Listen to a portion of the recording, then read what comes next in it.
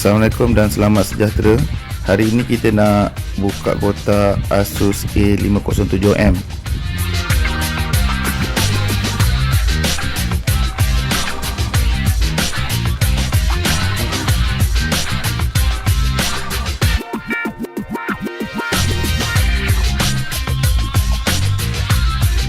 Laptop ini didatangkan bersama beg galas Asus.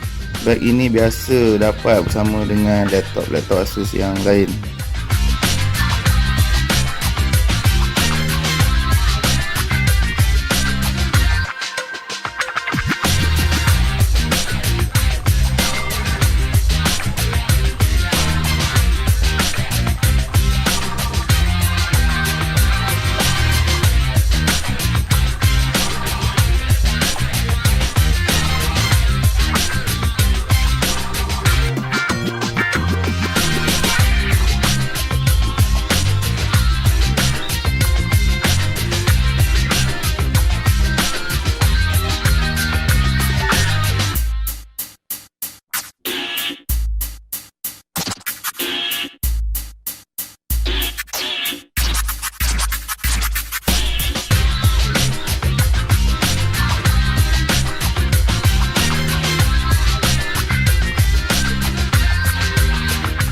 Bersama dengan laptop ni ialah power adapter,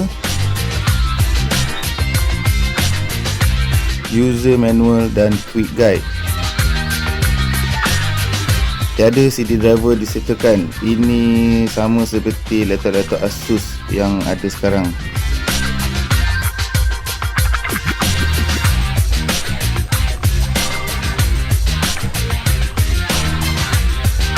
Di sebelah kanan laptop ini mempunyai satu port USB 2.0, satu kunci keselamatan.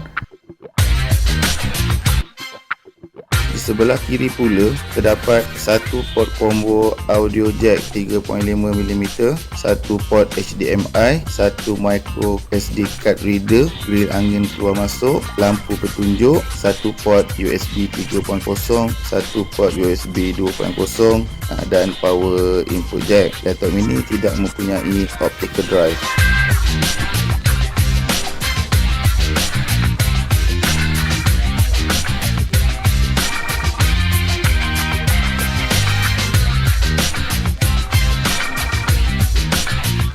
Ini ialah spesifikasi utama laptop ini. Spesifikasi biasa dengan harga yang ditawarkan. Namun laptop ini didatangkan dengan fingerprint reader dan screen bersaiz 15.6 inci. Laptop ini hanya seberat 1.68 kg dan setebal 2.2 cm sahaja. Sekian, terima kasih.